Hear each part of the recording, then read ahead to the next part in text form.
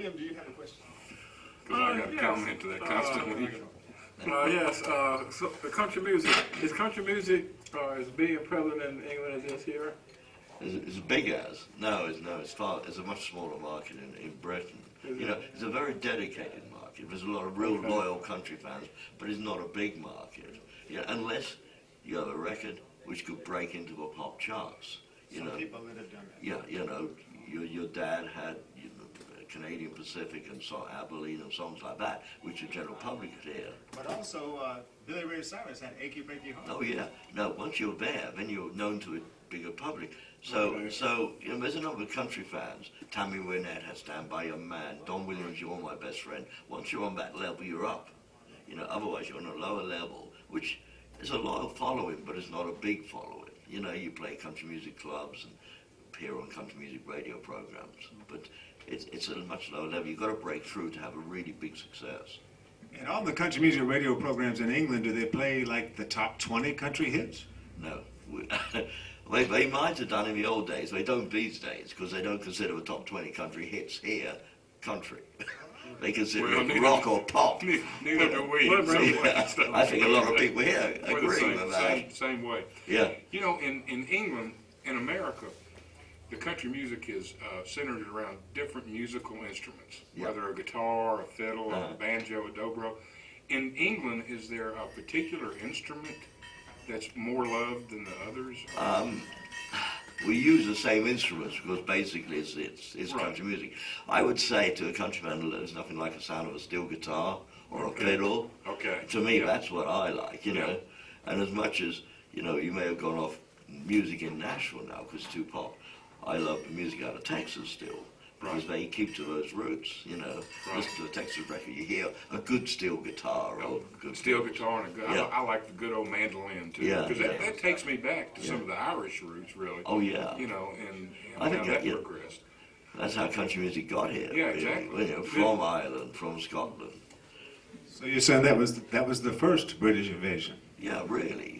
But it really wasn't an invasion, was it? It just came here by accident. We came with the immigrants who brought their music with them, you know, and not these days, but back, you know, 20, 30, 40, well, 1920s, nearly 100 years ago. A lot of those country songs were based on English traditional folk songs.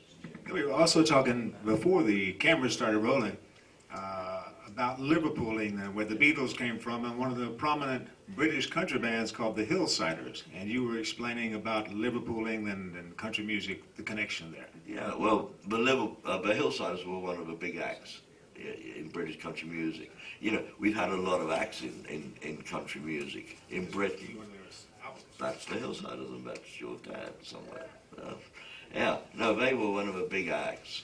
But they were in Liverpool, as you said, where the Beatles came from. But a lot of country music came into Liverpool from the ships, from sailors, you know, who might have been traveling around, brought records back. Because a lot of the initial country records weren't released in Britain.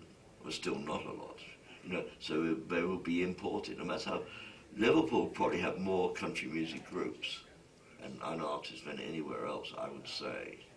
Do you have any country music stations in England that plays just country music? No, we have a lot of stations, but they generally have an hour or two of country music within the week's schedule. You know, there has been attempts to launch a 24-hour day country station, which I was involved in one at one stage in London.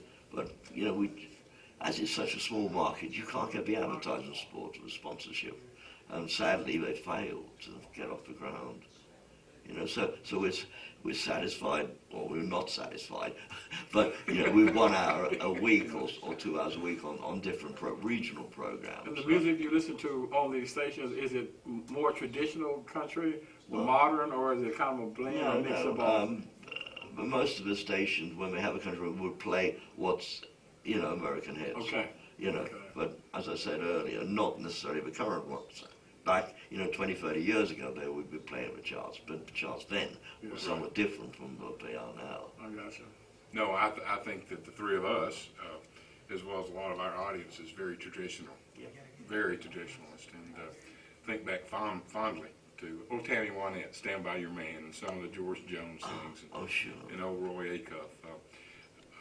the new music to me, and I ask you, the new music is just it's not.